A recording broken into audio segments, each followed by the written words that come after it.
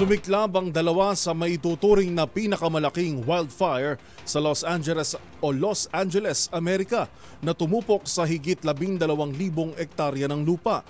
Yan at ang iba pang napapanahong balita mula sa iba't ibang panig ng mundo sa Global Headlines Report ni James Galange.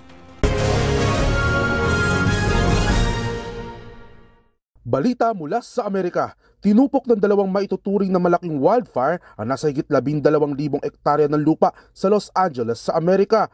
Ayon sa Palisades Fire, 5 ang napaulat na nasawi habang nasa halos 200,000 katao naman ang inilikas mula sa kanilang mga tahanan.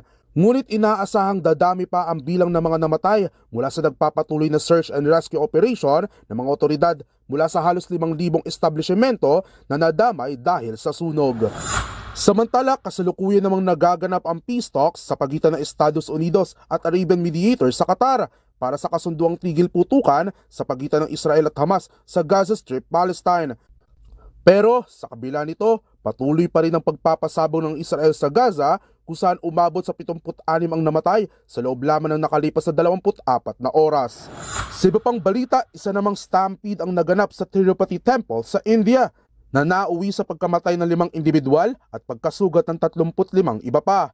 Libre kasing binuksan sa publiko ang pinakaabala at pinakamayamang templo sa India na siyang dinaluhan ng nasa higit 2,500 katao. Nangyari ang insidente ng binuksan ng gate na nauwi sa tulakan at pagkadapa ng ilang mga deboto. At iyan naman nakalap nating balita mula sa iba't ibang panig ng mundo. Para sa MBC TV Network News, ito si James Galange ng DZRH TV, una sa Pilipinas, una sa Pilipino.